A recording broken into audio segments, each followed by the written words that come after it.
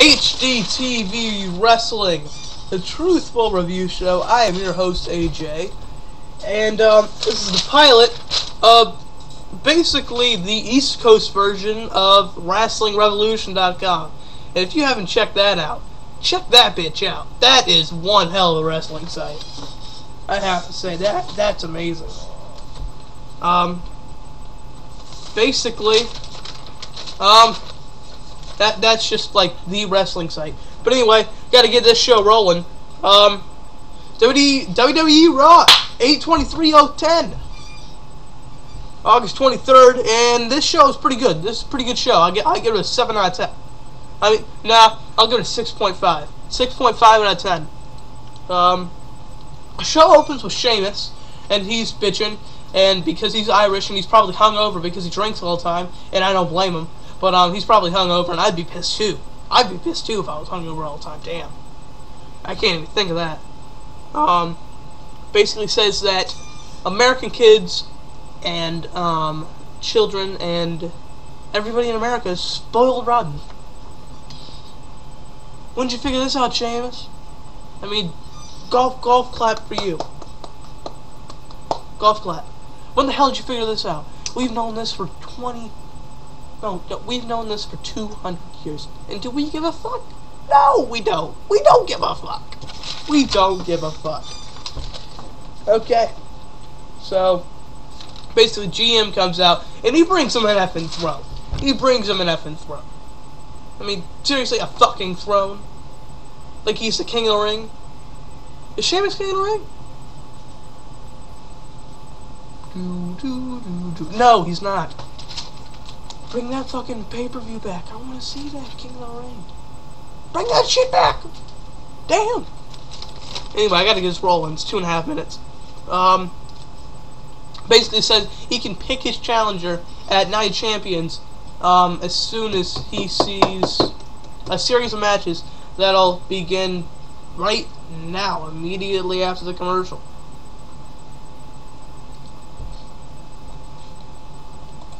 Immediately after the commercial, that happens. R-Truth versus Edge, and this was a good 4-minute match. R-Truth had a great acrobatic reversal. Great one. I mean, seriously, the guy's like 350 pounds, and he's doing like reversals and shit.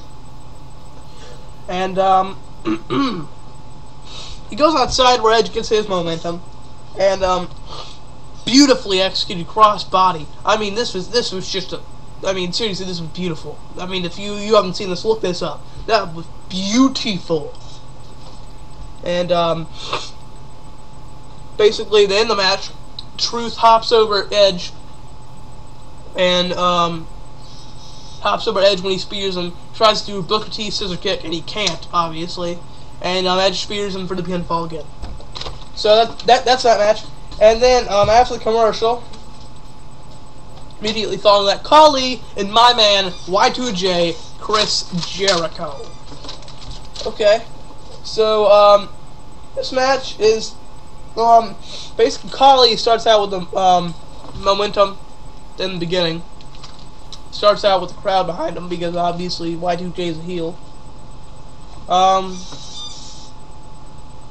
And Jericho gets to the outside to escape from the Khali vice grip. And I mean, seriously, just like he's squeezing your head like a fucking pimple. And so he didn't stay out there for long. He stayed out there for like 3 seconds, which was unrealistic of Jericho, uncharacteristic, which I saw. And basically, that's basically the end of that match. I mean, I'll go into it, but that was the end of that match. And Khali countered a code breaker, and then Y2J got the walls of Jericho and ended in submission. And basically, Y2J makes a great point. He says don't trust Edge. He's not the best. He's the best. I'm the best at what I do.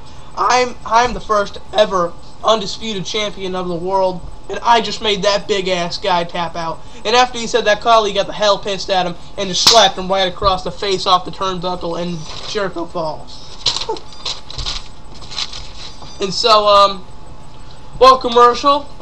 during the commercial, there's this SmackDown on Sci-Fi commercial.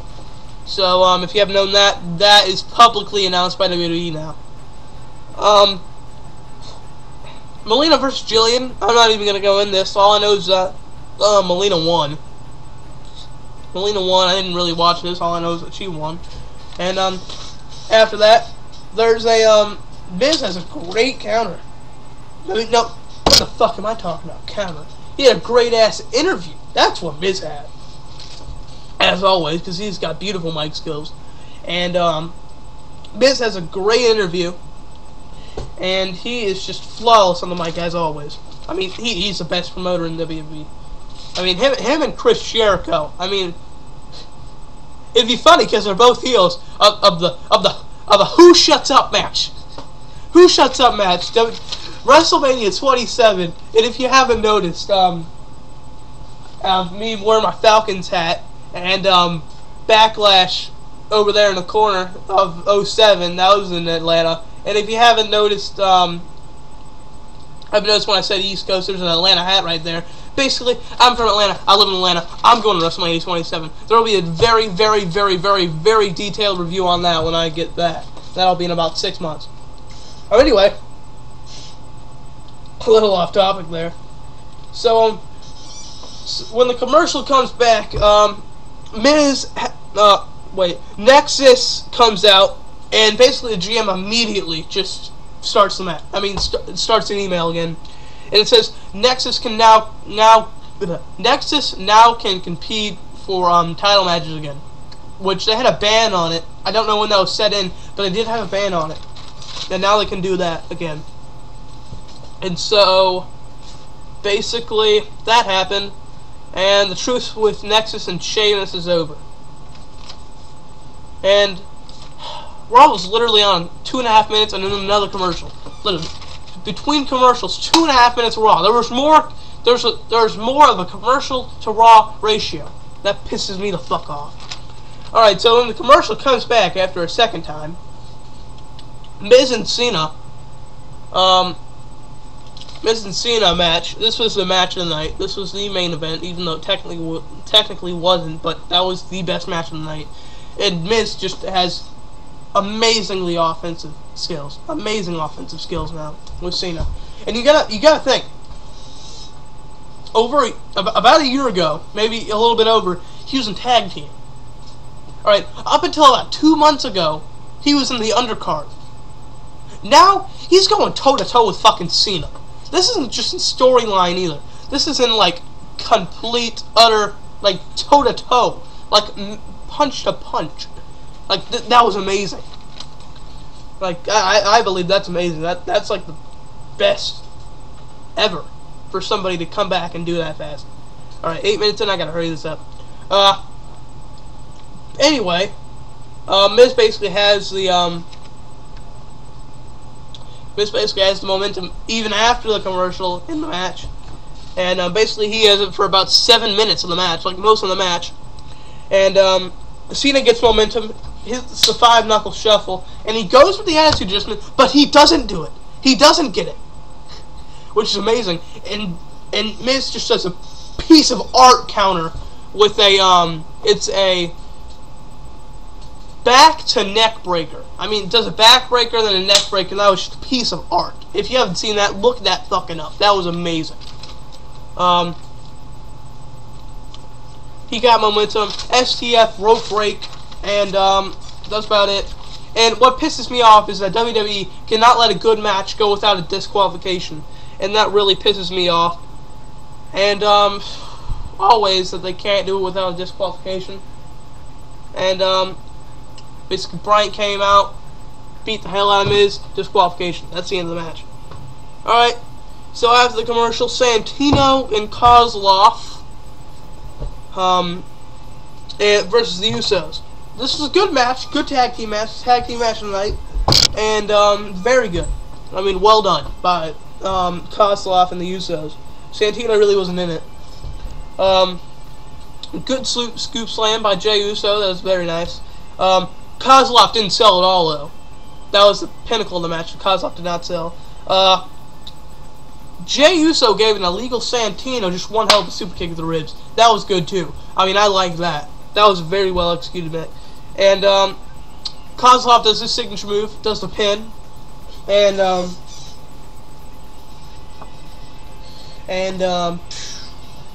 that's about it. That was it for that match. And Tamina, who is in love with Santino, obviously, does that, and Santino just sells it just to hell. I mean, that was amazing. He did really good on that. And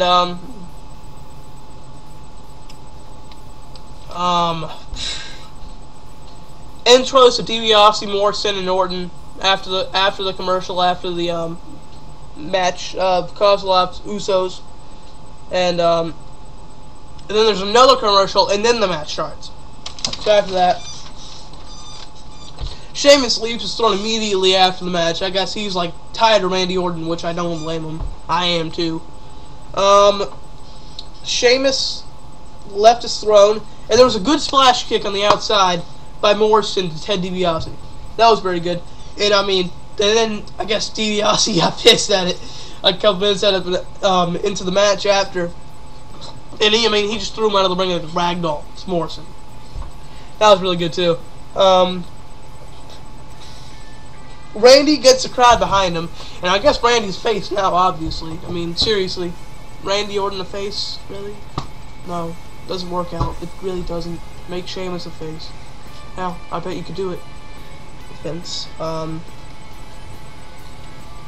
He goes for a spike DDT, and Morrison misses a splash kick, so that interrupts the spike DDT, and then just keeps going on with it. All right, to Ted DiBiase, by the way, and Morrison goes for an elbow off the springboard, and Randy Orton RKO's in the middle, in midair, and that's the end of that match. That's the end of that match, and that's it. Then Sheamus says he's not after this is after all the matches are done. One more match after this, and Sheamus says he is going to defend his championship right now. Not a night championship, not 9 champions, but right now. And his opponent, not anybody who wrestled tonight, not anybody on Raw, Zack Ryder. One hell of a match right here. This is the match of the century right here. Irish Curse done. Irish Curse done. And I mean, what the hell do you expect? 2 minutes left in HGTV wrestling. Basically, and then he gives the crowd. I mean, he was doing good mic skills too, but he says the crowd, regulations and rules of WWE, you do not have to defend your title. You do not have to defend your title for a maximum of 30 days. So basically he says, I'm taking Night of Champions off. I may even see the family, drive the car around, go back to Dublin. Makes me laugh a lot. So Barrett comes out, and he says he's going to get his stipulation of his contract because he won NXT. And he says he's going to get over with the Night Champions, and he's going to I'm going to beat your ass, and I'm going to get your championship. And the GM says, as he emails, and he says, yes, I am going to upheld Barrett's contract. So it's going to be Barrett versus Sheamus at Night of Champions, but also it's going to be Barrett versus Sheamus, Sheamus versus Jericho, Sheamus versus Randy Orton, Sheamus versus Edge, and Sheamus versus John Cena. Woo! 6-pack challenge. Maybe they're doing like the Mike Adamle Scramble. Was that it? Mike Adamle and Scramble, and then basically Sheamus pushes Barrett, and they beat them all down Nexus style, and then just everybody beats the hell out of each other, and the finishes go as follows: Codebreaker to Sheamus, Spear to Jericho, Attitude Adjustment to Edge, RKO to Cena, and the show's over.